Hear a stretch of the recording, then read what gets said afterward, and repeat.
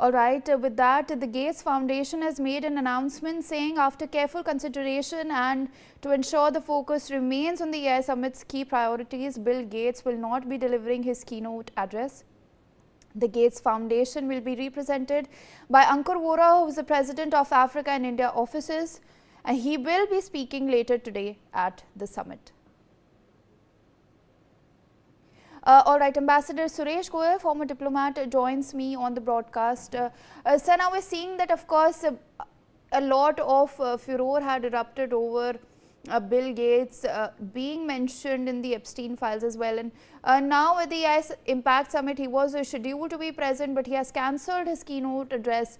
Do you think that this the furor over the files played a key role in him cancelling this, considering the fact that had he been there, it would have taken, of course, the spotlight away from India's AI summit and rather, driven back to the case of Epstein files? Yeah, thank you very much for this question and rather speculative question. I really wish I could look into the mind of Bill Gates and see what he's thinking when he decided not to come to Delhi for the participation in the summit. His thought process is on. He decided not to come, entirely his choice. But the point is not that whether he is here personally or not. The point really here is that his foundation is represented at the summit by somebody sufficiently senior who can present the point of view of the Bill Gates Foundation on the AI. The recent developments in AI, and I think that is important. I don't think whether that we should really get into the issues of Epstein files, entirely different things. Let it remain there in the USA, and let us not get our people involved in this, including those whose names have been mentioned in the Epstein files. The things happen, and those are past. That got done. Let me come to the summit first of all, really, if you permit me, Mehta. I think besides the recent developments on terms of AI platforms like the one being described by the co-panelist on the interviewer, extremely good ideas and everything. But I think the summit this time is very, very important because it is for the first time dealing with the impact of artificial intelligence, not just on the whole ecosystem of computing, predicting future platforms and all those things. But for the first time, we are discussing the interface between artificial intelligence and the whole humanity, the whole global humanity represented by both the government and the entrepreneurs and the industry. That's very, very important. Because what we are talking about really here is security. How does artificial intelligence development impact on the so far traditional security paradigm of various nations? How do they deal with it? Are we still going to go by the traditional technologies and the traditional weapons, or is it going to change? Number two, ethics. Ethics is very, very important, whether it is hiring or it is operational tactics in operational matrices in any industry. But ethics is the most important parameter which differs between human beings and AI. How is it going to manage governance issues? Now, I was reading an article in day before yesterday Times of India, which talks about caste factor in the operations of the AI. AI being large language model, it is not going to be able to escape all that is embedded in the large printed material on these social issues like caste. Is it going to impact on how AI operates in its own decisions? I don't know.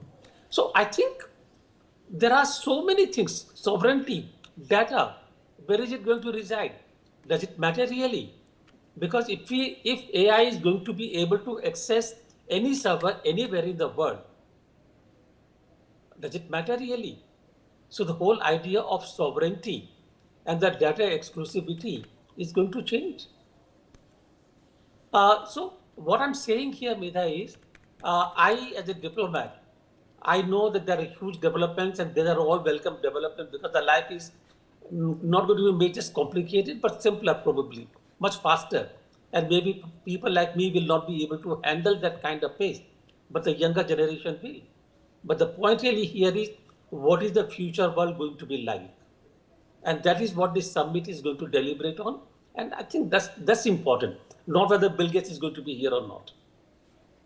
Certainly, sir, you're of course right. Please do stay on with me. With that, I would like to bring in Miss Shruti Das Gupta, who is a foreign affairs expert who's a foreign affairs expert into this conversation. Welcome to the broadcast, ma'am. Thank you so much for being with us here today. Of course, ma'am, now over 20 world leaders are converging in New Delhi to take part in this summit, and top tech leaders are also here, representatives from Google, we have Meta, Microsoft as well. Ma'am, how do you read this? What do you think? How significant is this summit that is being hosted by India, and what do you think lies next for India when it comes to the world of artificial intelligence? Good morning, Medha, to you and your viewers. Thank you so much for inviting me. What I understand is that India is trying to position itself in and showcase this summit as a way of formally generating a strategic digital autonomy. We are known for our strategic autonomy in many other places, but this summit is supposed to hold fort for the digital era right now. So we want to show that there is a middle path away from what China's state-controlled AI is and away from what the US-based or West-based hands-off approach to big tech industries who gobble away data and control a lot of conversation in this particular zone. So we are trying to find the middle path where we are saying that it is going to be under governance but not controlled by government. And this is what we are trying to showcase to the world. We have tech giants, as you have mentioned. We have I think, about 29 nations that are going to be part of the closing on 20th February of the GPAI, which is being chaired by India.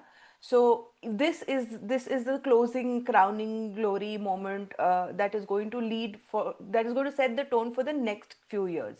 This particular summit, in just terms for India, we are hoping that it will help tech industry identify India as not just as a data market, but as a no, or a service market. It is a product market also, as in India is making sure that its people are skilled enough and there are ethical norms that are in place, as well as government infrastructure, as well as hardware in place that is going to help Indian developed products make the world a better and more AI driven place. AI is a phenomena that the world cannot shut away. There are obviously a lot of legal aspects involved. Every day there is a new challenge to humanity that is presented by the use of AI. But every day there are more than one solutions also being presented to counter the negative impacts of AI. So, as your first panelist said, that while there is AI providing good questionnaires, there are also people who are cheating. So there is a balance out there. So this is what India is trying to show, that there can be a formalized structure where government and private entrepreneurship can exist together to form a platform and drive the way forward, and as safe, as trusted a format that can be. Obviously, the format will have to be tuned every few months, if not years, so that it can keep up with the way AI is developing, not just for India, but for the world itself. But in general, it is a way forward. It is the third way, the middle path, if you want to call it, for AI. And if I can jingoize it, then I would like to call it the digital non-aligned movement as such. We are not completely Western, where everything is privatized and controlled by private firms, big tech giants, and we are not China, where every data, every point of concern is stored away for state use only. So this is the middle path where both collaborate, where 200 billion investment is expected to come our way in the next 2 years, and the AI development will probably add about 400, 500 billion to India's GDP in the years to come. So these are big numbers that we are crunching. And this development should showcase not just the global south and India, but it is also allowing developing nations like the southeastern nations apart from India, the African nations also to come forth and realize that this is the new world and there is a way to be part of it. Please do stay on with me. With that, I would like to also bring in Mr. Anil Agarwal, the co-founder and CEO of Incruiter, into this conversation. Sir, now we know that Microsoft has made an announcement of $17.5 billion within India. Also, Qualcomm has announced $150 million dollars worth of investment as well. And apart from that, other companies have also come out and made numerous announcements in regards to India's AI infrastructure. Sir, what exactly do these massive investments, these announcements mean for India? I think government has been working a lot towards bringing the investment. A lot of GCCs has been set up last year. I think almost 1700 to 1800 GCC has come to India in last 2 to 3 years. And now government announced funds scheme, making 10,000 crore. So the main aim here is create more jobs, bring more companies. If we have to see the Viksit Bharat by 2047, then there should be some kind of a investment. There should be some kind of a set process or set investment that has to be defined, or policy has to be defined. And the policy is clear from the government. Even this year's budget most focus on the industries, more focus on the AIs, fundings, startups, IT industries, or scaling of the digitalizations, urbanizations, and all those things. So what I could see that the government is focused on providing bringing the industry inside the country so that we can have more and more jobs, definitely more and more employments, and the growth inside the company. Definitely a lot of companies have announced recently that going ahead with the data center in Visakhapatnam, or some other, Google have announced, and other companies are announcing. And now I think some of the AI under India AI missions, from AI, and a lot of AI companies have been shortlisted for developed models. So things looks good. The policy looks good. We need to see how this can go, how long this can go, and how we can sustain and grow in the AI segment. That's the main aspect will be that. All right, sir, please do stay on with me. I'm also being joined by my reporter who is there on the ground. Arzu Seth is still with us. Arzu, what exactly is going to be the main focus today at this AI summit? Well, definitely, today going to be a very important and huge day for India. In fact, for the world, as first Global South AI Summit is taking place right now in New Delhi at Bharat Mandapam, where we are present right now, and you can clearly see the around the surroundings is all decked up to welcome the global leaders. In just few minutes, the global leaders will be arriving at Bharat Mandapam with the cultural tradition, music. The welcome will be done, and in fact, yesterday also there was a welcome dinner that the Prime Minister held for all the global leaders, and today, in fact, as well. If we talk about the schedule for today, it's a jam-packed day. It will begin with welcoming the guests, and then after following that, there will be a family photo that will take place, and after that, a Prime Minister is going to address, and that address is going to be very crucial. The eyes are on that address because that is going to include about the AI, how India is becoming a hub for AI. India is presenting themselves. AI is being, put forward by India to the world, and what innovations that India is giving to the world.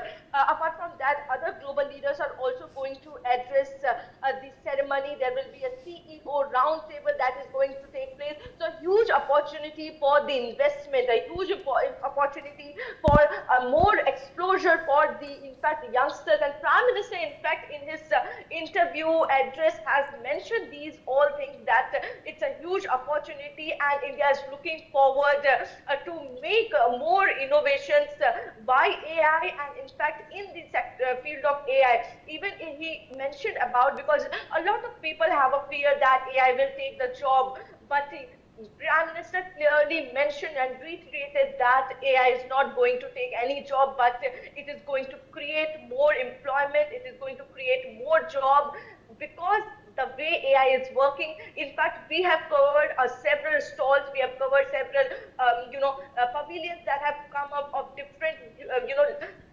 giant companies, the known tycoons who have come here. We have interacted with them, and they have showed us how human and AI together working and making it more efficient for the companies, for the economy. So definitely, it's a jam-packed day, and it is going to be a huge, a crucial day for India and for the world, where the Prime Minister of different countries, the President, the CEOs, the head of states will be coming at Bharat Mandapam for the AI Impact Summit 2026. Yes. All right, Arzu, please do stay on with me. With that, I would like